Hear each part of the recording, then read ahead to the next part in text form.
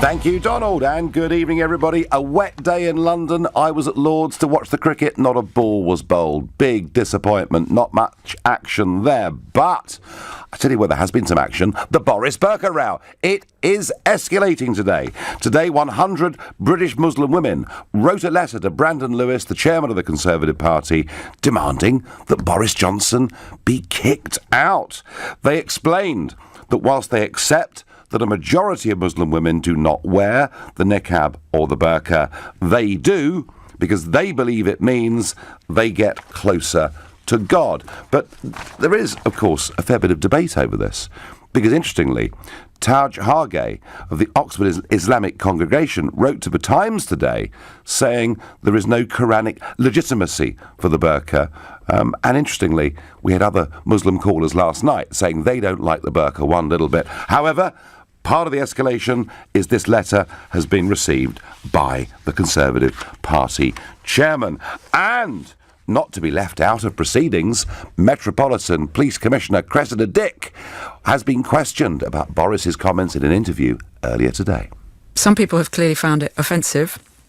I can also tell you that I spoke last night to my very experienced officers who deal with hate crime, and although we have not yet received any allegation of such a crime, I can tell you that my preliminary view, having spoken to them, is that what Mr. Johnson said would not reach the bar for a criminal offence. He did not commit a criminal offence. Well, there's a relief. I mean, what is the Metropolitan Police Commissioner doing, saying, I know that many people have found this offensive? Is it her job to give an opinion?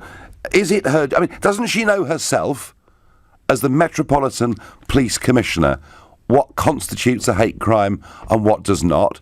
And why did she have to refer to her colleagues on this issue, given that no complaints have been received? I have to say, I see her intervention today, her answers today, I think they are overtly political. But this is how building up against Boris Johnson. Now, not to be left out, Remainer-in-Chief and former Attorney General Dominic Grieve had this to say in response to Boris's chances of becoming the leader. One thing's quite clear: if you were to become leader of the party, I, for one, wouldn't be in it, because I don't regard him as a fit and proper person to lead a political party, and certainly not the Conservative Party. So it's all-out war within the Conservative Party. Dominic Grieve, the former Attorney General, would leave the Conservative Party if Boris Johnson became the leader.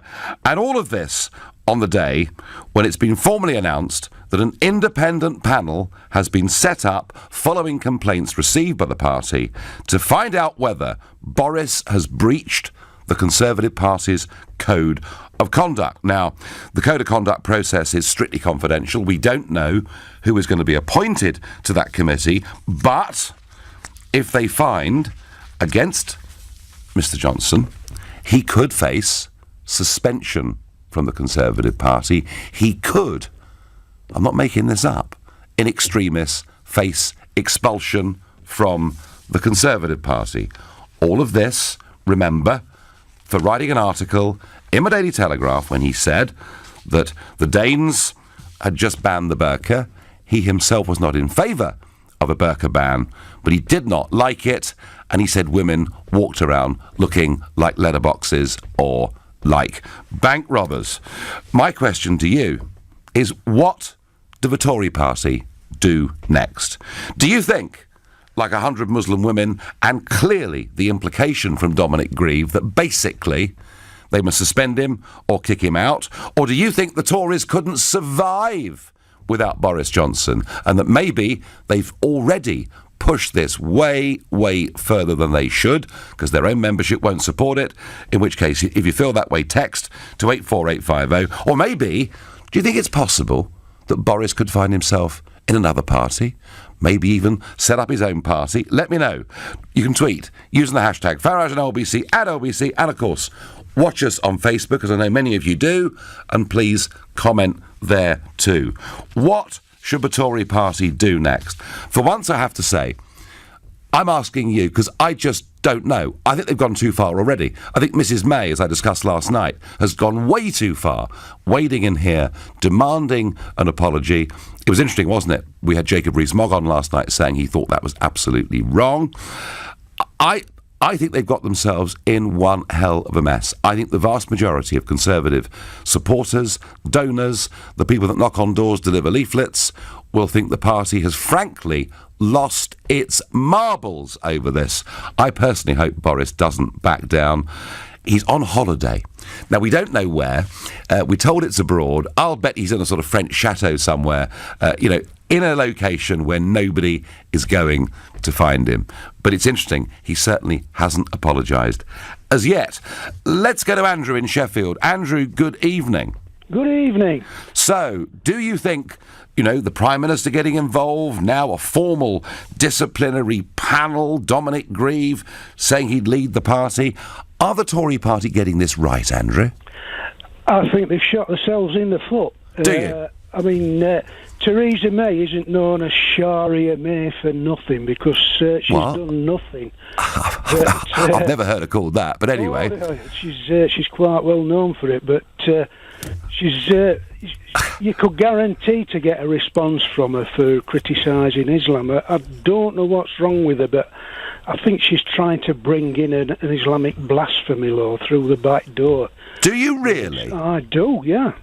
She's already restricted rights on free speech, even criticising or saying the wrong thing about Islam. She's always praising it. She's always doing the Uriah Heep impression around Muslims. So I think Boris was almost guaranteed to get a response from her. We are, Andrew, in a funny place with this because you can lampoon the Pope and the Catholic Church, and that's absolutely fine, as in my view it should be. You can lampoon the Archbishop of Canterbury, which I personally do on a regular basis because I think he's hopeless, but and again, it's absolutely fine. In a free society, you should be able to do that. But you are right, Andrew, about one thing, that criticising Islam too much is seen quite quickly to be a hate crime, and I do understand the point you're making, but they've gone as far as this. What do you think they should do next? I think they should quietly drop it. I've noticed that all those that are really criticising Boris Johnson are Remainers, ardent Remainers. I mean, Brandon Lewis, I understand he's making preparations to go for the leadership because he sees himself as a Remainer leader. Wouldn't that be somewhat delusions of grandeur? I mean, it probably would, yeah, I fully agree, but then again, I think our current Houses of Parliament is just like a kindergarten at the moment. They're an embarrassment. Well, I'll tell you one thing, Andrew, I do know for certain, increasingly around the world, we are being thought of as a bit of a joke, I'm sorry to say. Andrew, I thank you for that call. Phil says, so, Dominic Grieve says, if Boris is elected as leader, he will walk away. Can't wait, says Phil. Clearly the view there of a Conservative leaver and not a Conservative Remainer.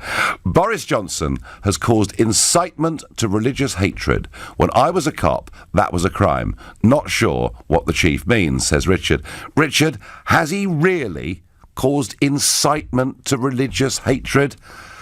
I don't think he has, but Richard, please call me on 0345 6060 973 and tell me why, as a former policeman, you think he has. I think the whole world's going mad here, but there we are. Justin is a new caller from Cardiff. Justin, welcome. Hello, Nigel. How are you doing? I'm doing all right, but I'm sort of looking on with incredulity. I mean, maybe it's because it's August and it's sort of summer madness, but the extent to which this Boris burqa saga is escalating, I can scarcely believe it, Justin. Well, I totally agree with you. I mean, the only thing that the Conservative Party en masse can do now is make sure, because they've already said they're going to be a disciplinary committee hearing, that it needs to be impartial. And by that, I'm not talking about loaded with people that owe money or owe favours to the head of the Conservative Party, which is known to hate Boris Johnson. Justin, what do you think the head of the Conservative Party would really like to do with Boris Johnson? Get rid of him. Do you but hang on, Justin. Hang on, Justin. They may not like him. They may say to themselves, and with some truth, that he didn't abide by collective cabinet responsibility, because he was very often, wasn't he, speaking out ahead of big performances by the Prime Minister. But Justin, whatever Boris's flaws and faults, he did a couple of times manage to win, the mayoral race for London. Not an easy thing for a Conservative to do. Surely, Justin, they must be bright enough to see that he's worth votes to their party. Looking at how they've handled everything since the Brexit referendum, I wouldn't bet a drink on that, my friend. Interesting. So the only way I could think of it is, I'm not slating Boris Johnson as the person, as the columnist, because I actually quite agree with pretty much everything he says. What I have noticed is that the Conservative Party en masse has felt that Boris Johnson, Jacob Rees-Mogg, is the thorns in the sides of them that they'd very much like to disappear. And that's because, Justin, they believe in Brexit strongly, yeah? Well, I would believe that Boris Johnson and Jacob Rees-Mogg believe in Brexit. The Conservatives, well, go back to the referendum, which you forced us to help. Thank you, by the way. Thank you. And you just have a look at we have a Theresa May who only declared her allegiance as a Remainer on the 11th hour, and all of the people she's put in power have been ardent Remainers. Now they're going to chair a disciplinary committee against one of the rightly or wrongly Brexiteers. This is a foregone conclusion. Right, OK, Justin, thank you. Justin thinks Boris is in big trouble. Stephanie sends a great tweet in. Had Cressida Dick been head of the Metropolitan Police in the 1980s, she would have started every Monday morning by reporting spitting image to her hate crime unit for an assessment. Stephanie, well done. In the 1980s, we were used to the concept that people had opinions, that people could cause offence, that people could be lampooned, ridiculed. And you know what? We used to call it democracy. You're listening to The Nigel Farage Show, here on LBC, and it's 7:15. Well, Boris certainly gets the juices going, doesn't he? People with very strong opinions here. I'm asking, given this escalation today in the Boris burqa crisis, what the Tory party ought to do next. Ian on Facebook is clear. Sack Boris. He's an embarrassment to the Tories in the UK. But Karen says, I want Boris to be PM. But let me tell you, he is already in hot water with the advisory board on business appointments, ACABA. You see, the rules are that when you've been a minister, and don't forget he was the Foreign Secretary up until just after the Chequers Accord, there is normally a minimum 3-month waiting period during which ministers should not take up outside appointments. That's generally the rule. How long did Boris leave it? 3 days. 3 days, and only 2 weeks later, on July the 26th, did he inform the committee that he'd taken up the appointment without first asking their advice. So they're not very happy with him. But then Boris is not really a great respecter of rules, is he? Now, Russ has a theory on this. He says, whether you agree or not with Boris's comments, the Tories had no choice. After spending months criticising Labour over not acting on anti-Semitism, had they not responded here, they would be heralded hypocrites. Russ, I understand the point you're making, and it maybe has been part of the motivation of the Tory party chairman to act the way that he has. The problem is, Russ, that 2/3 of Conservative Party members, very strongly do not believe that Boris's comments were racist. In fact, 2/3 of party members want the burqa banned. They have a much stronger view on this than Boris Johnson himself does. Let's get a Liz, a new caller from Witham in Essex. Good evening, Liz. Hello, Nigel. So, I'm now getting people telling me, Liz, that it's a foregone conclusion, the committee will be stacked with people that don't like him, and that Boris could be suspended. Would that be a good thing for the Tory party? No, not at all. So what should they? So what should they do? I think they should just drop the whole thing. I mean, if you can't say something without all this uproar, where do our politicians stand? If politicians can't speak the truth, then what have the normal people got? They've got no chance. Well, I mean, Yes, speak the truth as they see the truth. I mean, Liz, if our politicians cannot speak out because they're fearful they might give offence to one community or another, we may as well close down the whole political process. Well, exactly, Nigel. I mean, I was born in the 50s, and I can't get to grips with this. You've got to be careful what you say. I mean, my father was in the war, obviously, and he said to me as I was growing up, "You're one of the luckiest people in the world. You live in a free country where you can say what you want without fear of someone knocking on the door." Yeah. Do you know something? Happening anymore, is it? Do you know something, Liz? Scary. My observation, as I was growing up, of much older relatives, or even when I was a young man, of people of the wartime generation in pubs meeting each other, was they would argue against each other like billy-o. But the next day, it was all forgotten, because one of the reasons they'd been in the war, that generation had lived through it, was that so we could have that free debate. What I now see, Liz, I see too many people who don't just disagree with someone's point of view, they actually hate that person, vilify that person for having that opinion. So, Liz, I'm with you. I think we're headed in the wrong place. Do you think, Liz, if Boris survives all this, he could still become party leader? Well, I do hope so. You do hope so? I really do hope so. Yes, I do. Okay. I really do hope so. Couldn't be clearer. Then I think I'll start to believe that there is a chance. There is a chance for us. OK, Liz, thank you very much indeed. And Liz there, a strong Boris supporter. Force Boris out and the Tory party will open the door to Labour under Tom Watson, is the theory I get here on SMS. Nigel, this move to discipline Johnson by the party chairman will do nothing other than deepen divisions between the membership and the leadership. I agree with that. Lewis needs to drop this now, or he'll find the membership revolting against central office. It also demonstrates how worried the Conservative left Remainers are at Johnson's positioning on the leadership, says Mark from East Sussex. Mark, I do get those points. Tell you what also interests me. Brandon Lewis represents Great Yarmouth. I've got a challenge for you, Mr. Lewis. This Saturday, go out into the shopping high street in Great Yarmouth, talk to your constituents. Ask them whether they think Boris is racist. Ask them whether they think the burqa should be banned or not. I think, Mr. Lewis, you'd be in for quite a shock. And if you're up for the challenge, I'll come with you to witness it. Let's go to Phil in Hastings, a new caller to this show. Phil, good evening. Hello. Hello there. So what do you make of Boris? Is he in trouble?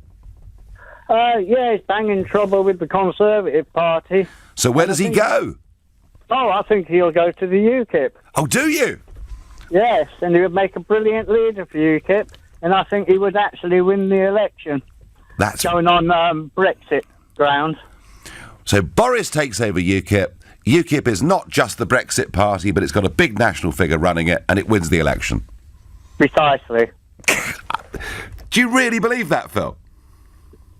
I could see it happening, but whether it'll happen or not, I don't know.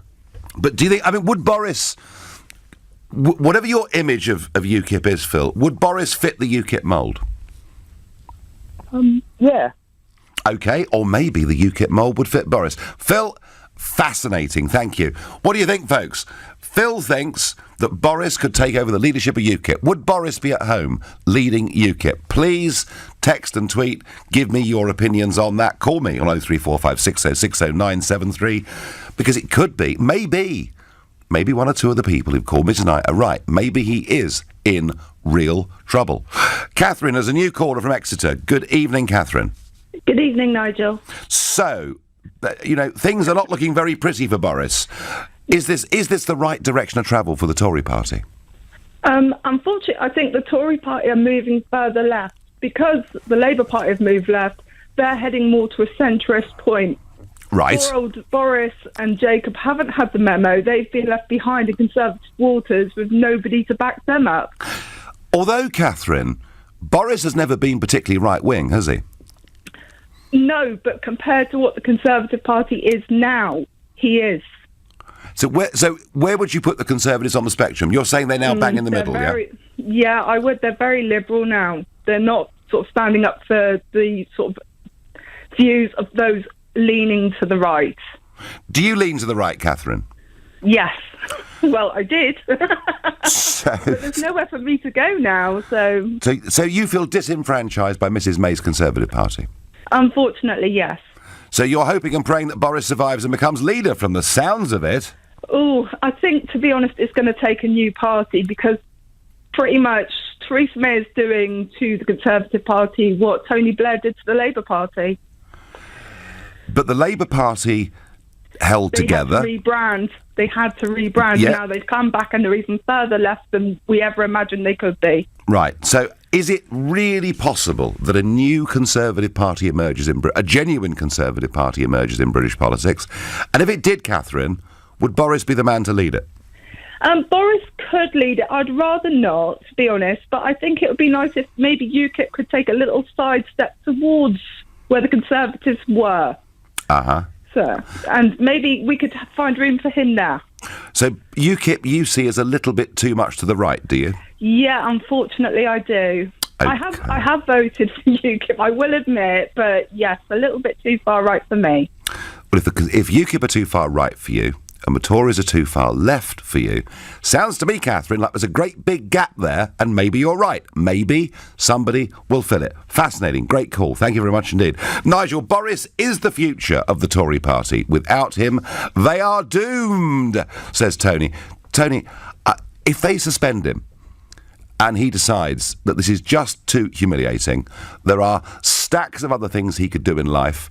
You know, he writes beautifully, he speaks well, he could go out and make an absolute fortune if he wanted to. I think you're right. I think without him, they would be in very, very real trouble. What does Linda from Birmingham, a new caller to this show, make of it? Hi, Linda. Hello, Nigel. I'm just ringing up to say that as just an ordinary Joe blog, we are absolutely sick and tired of all of them. I think the time has come where all the appropriate MPs who really do mean what they say put their money where their conviction is and start a new party. Mr Macron did it in France. He didn't have a party when he stood, but he's got one now and he won the election. Mr Trump was an outsider and everyone said, oh, that would take too long, but he won. I can't tell you how disappointed and disillusioned ordinary people are. I think if Boris, the right thing for Boris to do would actually resign. That would show real backbone. Resign and form a new party with yourself, Mr Mark Davis, and all the people who actually mean business, because ordinary voters are just being put off altogether because you can't trust any of them. And how can you lead a party when if you put anything forward, your own members are going to vote you down? It is difficult. Whatever happens, Linda, in parties, I mean, any party will always have differing wings, any party will always have differing opinions. But I think your point and the previous point that Catherine made is a lot of voters just don't feel there's anywhere to go right at the moment. And not only that, Nigel, you start a new party, just don't let the Hamiltons join. Right, no, well, I do understand that. Believe you me. Linda, as a leaver that's crying out for something to happen, are you confident? Yeah. Are you confident under Mrs May that we're going to leave in end of March next year? About as confident as I'd be under Jeremy Corbyn. Someone said the choice between them is like having a heart attack or having a stroke. There's not exactly a lot of options, really. Linda, things will change because it can't go on the way that it is. We cannot go on with mass public disenchantment like this. Linda, thank you. Gary is a new caller from the Elephant and Castle. Hi, Gary. Good evening, Nigel. So, Boris could be, who knows, suspended, maybe even kicked out. I doubt kicked out, but he could be suspended. Have the Tory party got this right, Gary?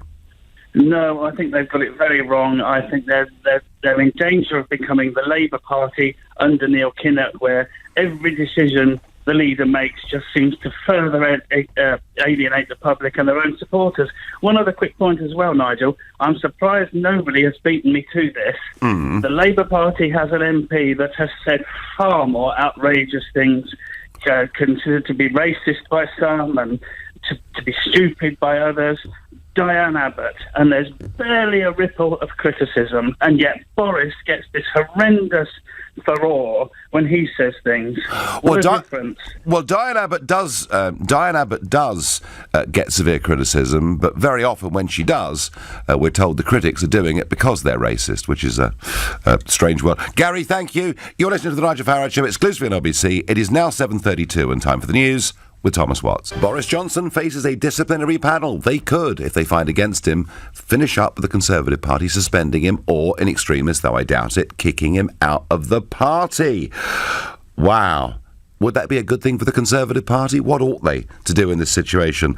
The other story that slightly struck me today is sterling has fallen today against the dollar below 129 for the first time in about 9 months. Now, you know, I've talked about this over the last few months and my belief that sterling is going to go lower. We got back exactly to where we were on referendum day. Why is the pound now falling? Well, it's falling against the US dollar in particular because the US economy under Donald J. Trump is now growing at 4.1% per annum. Numbers we couldn't even dream of. The pound is falling because people are talking about a no-deal Brexit, which the markets fear would cause short-term dislocation.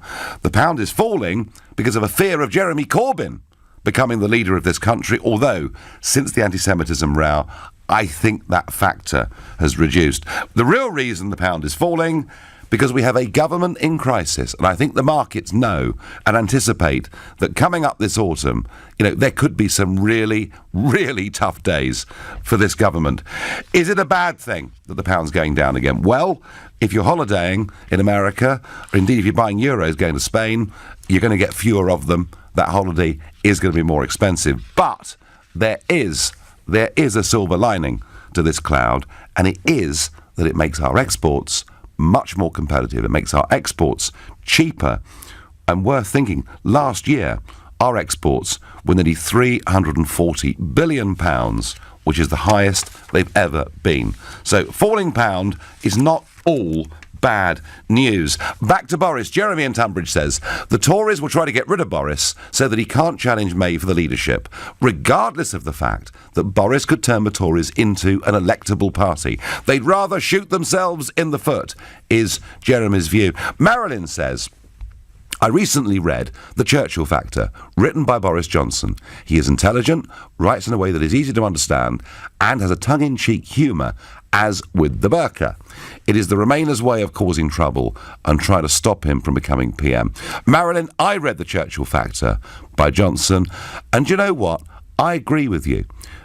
Not only, is it a good book, but actually it's pretty easy to read. I read it on a flight to America. It's pretty easy to read. And look, nobody should doubt Boris's ability.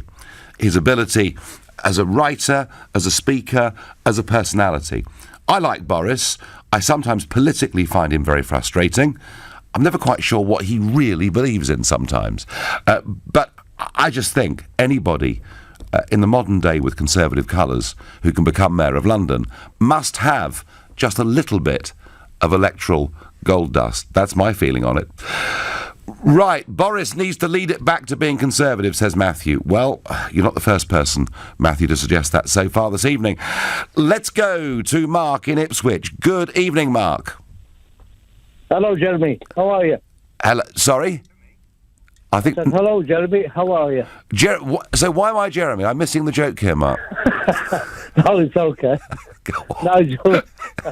Look, that one went over my head. But hey, Mark, what do the Tories do next? What does Boris do next? Nigel, honestly, I think this British government is, well, a total waste of space. Labour Party, they're total waste of space. Let me just tell you a little story, Nigel. Go on. When we was in the first Gulf War, we were told not to look at any women or make eye contact with any women wearing a burqa. Okay. We had to respect that law as British soldiers. That's what we did. Okay. And, back over here, what's happening at the minute, we're losing freedom of speech and what Boris said, our sense of humour now, because I think it's just what Boris said was, just his sense of humour. So, Mark, some people are saying that he was trying to incite hatred. No, it's just his sense of humour. You know, the British people, we're losing everything. You know, our whole identity, I think, in this country. I mean, outside of London, you know, London is cut off from the rest of the country, from the north, Scotland. People don't see what's going on up there. There are communities up there where, you know, they're no-go areas to white people. Well, Mark, this is an accusation that is made. Whenever it is, the press go mad and say that it's not true. But regardless of no-go areas, what is true is there's increased division within society. Of that, there's no doubt. So, look, what does Boris... You like Boris, you like his sense of humour. Do you think he's going to survive this kangaroo court? Yes, definitely. You think he will? I think because the British people, the majority of the British people are behind him. Well, you know, he's not on this issue. Islamophobian. He's just got a sense of humour. OK, Mark, thank you very much indeed. And Mark says it's just Boris. It's Boris being Boris. It's Boris being tongue-in-cheek. He's not trying to incite hatred. What does Aisha, a new caller from the north, from Bradford, think? Good evening, Aisha. Hi, good evening, Nigel. Welcome. So, what do you make? What do you make of the whole Boris burqa saga? I think it's absolutely farcical, to be honest with you. I cannot understand why so much airtime is being given to a comment that Boris has made. I was born into the Muslim faith. I'm of Pakistani heritage, and I can honestly say that many Muslim women, they wear the burqa because it's compulsory. It's not actually a choice. When the only choice is, in that religion, that you have to dress in a certain way, what other choice do you have? Now, the women that are speaking up pro-niqab, the Muslim women that are speaking up, maybe they're the ones that have the choice, but what about the ones that are being oppressed? What about the ones that are being forced by their families? Aisha, they say it's bringing them closer to God. That's what they say. Well, I disagree with that, because the reality of that's just a smokescreen. The reality of that is, because I come from that community, many, many women are forced to wear the burqa. They have no choice but to wear that burqa. And they may not have a close affiliation to God, but they have a close affiliation to their community and to their families. So what, Aisha? I mean, we live in a 21st century country where we constantly talk about equality within our society. If you're right, and I'm almost certain you are right, that there are women being forced to wear the burqa, what do you think we as a country should try and do about it? I think the first thing that we need to do is stick to what is British and allow freedom of speech to run its course. I couldn't agree more. When we are cowering to these communities and that are eroding our freedom of speech, we are allowing we're actually allowing and encouraging domestic abuse of these women. We are actually fueling domestic abuse. And, I mean, the other thing, let's be clear, the burqa, it's a piece of clothing which is attributed to a religious ideology, and it's got nothing to do with one's ethnicity. So how can it be conceded as racism by speaking out against it? Boris, I don't believe he's a racist. You know, I think he's quite funny, to be honest with you. You know, he's made these comments and he's simply stated a rather obvious observation, which 60% of the British public agree with. And you're one of them, Aisha. And you're one of them, Aisha. One of them, absolutely. I think he's being witch hunted. You know, and I think the topic really has taken more airtime than it needs to. You know. Apparently, you know, we live in a free democratic society where freedom of speech is supposed to be celebrated. Well, but, you know, I would say that this country is becoming more and more dictatorial. You know, we have a two-tier system, which cowers to people of a certain faith, and they're being given special privileges and treated with sensitive kid gloves just in case they're hurt or upset by words. Aisha, I want to say this to you. I absolutely 100% endorse the words and the passion that you've expressed in those sentiments. And I've got one piece of advice for you, Aisha. I don't know what your job is. Tell me, what is it? I'm a property manager. Right, well, you better get into politics, all right? Because you've got it, you understand it, and you're brave. We need people like you in public life, and if we get people like you, it'll be a better country. Aisha, thank you for the call. You're listening to The Nigel Farage Show, exclusively on LBC, and it's now 7:45. Not for the first time, Boris Johnson in hot water, but this time he's actually going to be investigated by a panel, and he could finish up being suspended from the Tory party for the comments he made earlier this week. And they're all piling in. Dominic Grieve, the former Attorney General, would leave the Conservative Party if Boris became leader, and Cressida Dick saying, I know that many people have found this offensive. What the hell's it got to do with you? Your job's to enforce the law, not tell us what you think, and I'm pleased that Richard in Bishop Stortford rather agrees with this by SMS. He says Cressida Dick should stay out of politics. Hear, hear, and remain neutral. Agreed. This is now turning into a witch hunt and a hate campaign against Boris. Richard, I agree with you completely. The UKIP point was made earlier, and Mark on Twitter says, if Boris Johnson went to UKIP, the Tory party would be destroyed. Do you know what, Mark? I think there's some truth in that. I think they are actually in danger of significantly splitting. And not over this row so much, but over what the behaviour of the Central Party tells you about where conservatism in this country is going. You know, we had a caller from Exeter earlier making the point that Labour have moved to the left and the Tories have moved into the centre. That is absolutely right. But ultimately, this will be about Brexit. And if we get in the autumn something that is seen to be even more of a sellout than Chequers, and that is, given this leader, very, very possible, then they are going to be incredibly vulnerable. At the moment, they're just lucky that Corbyn's Labour Party is embroiled in this anti-Semitism row. Lynn says, Boris is my MP and he has my support. Patricia goes further. Boris would make a wonderful Prime Minister, a no-nonsense man who would look after our wonderful country. Kevin is calling from Slough. Hi, Kevin. Hi, Nigel. So, what is going on? Is Boris going to come out of this okay? I don't know. I think the Brexiters have completely miscalculated what's been going on. I think they should have acted a long time ago. And like David Davis said in his resignation letter about incidents where May has actually prevented a strategy that the Brexiters wanted to pursue. He did. Yeah. It's obvious. You know, I don't understand what they've been doing, and I don't understand why Johnson is obviously manoeuvring and testing the waters. But he's left it so late, and I don't understand why. You know, why were they not? Why did they not get the whatever it is, the 45, 46 signatures? 48 signatures, Kevin. I don't know the answer to that. The other question for me, Kevin, is Boris had that resignation speech, didn't he? He gave it in the House of Commons. Surely that was the moment to say, wasn't it, that under this Prime Minister we will not get the Brexit that we voted for, and I put myself forward. Why didn't he do it, Kevin? I am mystified. I am mystified by that. I'm mystified by David Davis saying a couple of days after he resigned that Theresa May's a good Prime Minister when she palpably isn't.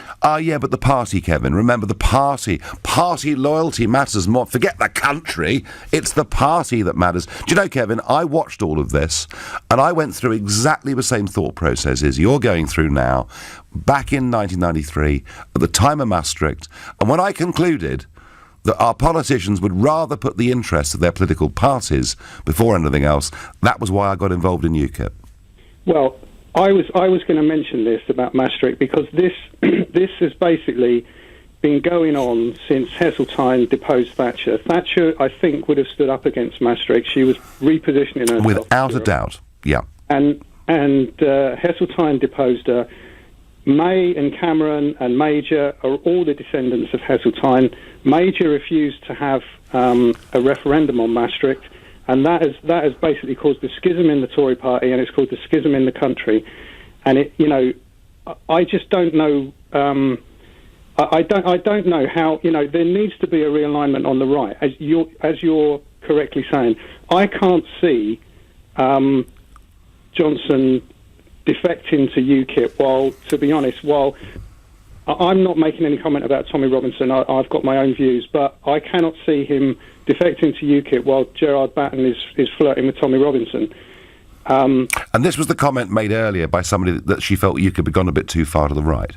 Well, Look, to be honest, I think a lot of what Tommy Robinson says and does, I can understand where he's coming from. But there is also selling a political message and a mass political message, and I can see that kind of, him being associated with that kind of thing is not brilliant. It's a bit like, well, it's not exactly like Corbyn on the other side, but it's getting along those lines. But one of your earlier callers said, I'm politically homeless. I cannot stand what has happened to the Tories. Cameron, I mean, basically we've had Blair government since 1997. That's what's happened. The Tories have completely gone over to the Blairite side. Well, Kevin, the one thing for certain, and you're articulating this very well, there is a gap. There is a vacuum, and nature always fills a vacuum. Kevin, I thank you very much indeed. Susan in Maidenhead's having a go at me. She says, I hope you're not being disingenuous here and not courting calls to nurture a Boris Johnson leadership for a new style UKIP. If you are, please have the courage to say so. Susan, I'm not doing it. Caller after caller is doing it. People are speculating whether Boris might go to UKIP. People are saying he can't go to UKIP because UKIP's now too far to the right. People are saying the Conservative Party has filled the centre ground as Corbyn has taken Labour to the left. I tell you what, Susan, there is a great big vacuum out there. I don't know what ultimately is going to fill it, but I tell you this, Susan, something is. That's my view. Nick is calling from Cambridge. Nick, hi there. So, is Bojo going to get suspended? Of course he won't. He won't leave the Conservative Party because he is a quintessential, if that's the right word, Tory. Just like Cameron won't leave the Conservative Party. They were all earmarked, all these individuals, Cameron, Boris Johnson, Rees-Mogg, no doubt, they were all earmarked from birth to be high politicians within the British establishment. And to ask them to leave the Conservative Party, to think that they would leave a Conservative Party, is like asking you to go and join a revolutionary communist party. They won't leave. And Nigel, I know you're making this, you're saying it is escalating and all that, all introduction. Well, it is actually, isn't it? It's only escalating within your own populist little playground. Well, nothing else. Well, look. I promise you, I did not force Cressida Dick to go out and make the comments that she did. I didn't force 100 British Muslim women to write a letter demanding that he be booted out. I didn't in any way have any influence over the establishment of an independent panel who will examine what he's done and decide whether to recommend disciplinary action. I tell you what, Nick, it is escalating. All these callers that you're coming in praising him, Boris Johnson, everything, they wouldn't have given two hoots about the burqa 3 days ago. It's only when the article was written and it was blown up by the press and the mass media. Well, actually, Nick, it's been non-stop.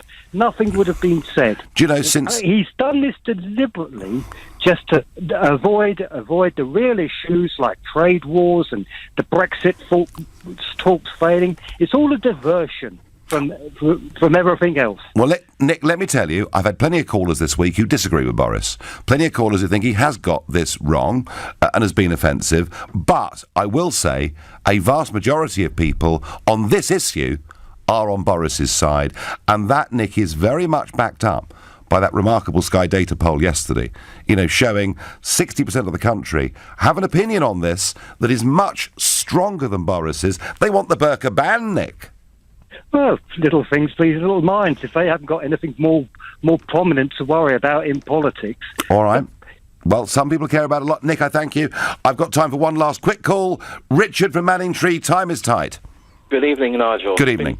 Interesting calls. The gentleman caller, not the one last, but the one before him, and the lady. Yep. Cheered me up no end, actually, with their comments. Okay, go on. And anyway, yes. Why is all this fuss being made over Boris's comments when just a few years ago Emily Thornberry and Ken Clarke said similar? Yes. didn't they? You know the remarks. I do. Emily Thornberry said she wouldn't let her 4-year-old be looked after by a woman with a burqa, and Ken Clark described the burqa as a sort of very odd garment or something like that. And Sadiq Khan, of course, also, Richard, and I read this out last night, said when he was a kid he didn't see burqas, he wondered what was going on to make it happen. Richard, I'm sorry, we're out of time. I'm going to finish, though, with a tweet from Stephen that says a lot about this country today, beyond, I think, just the Boris burqa row. He says, I too am politically homeless. I have lost the will to vote. There's a lot of you out there feeling like that. I'll be back here Sunday morning at 10 a.m. At 10 tonight, it's Ian Collins, but up next, it's Clive Bull. Nigel, thank you very much. I'm with you between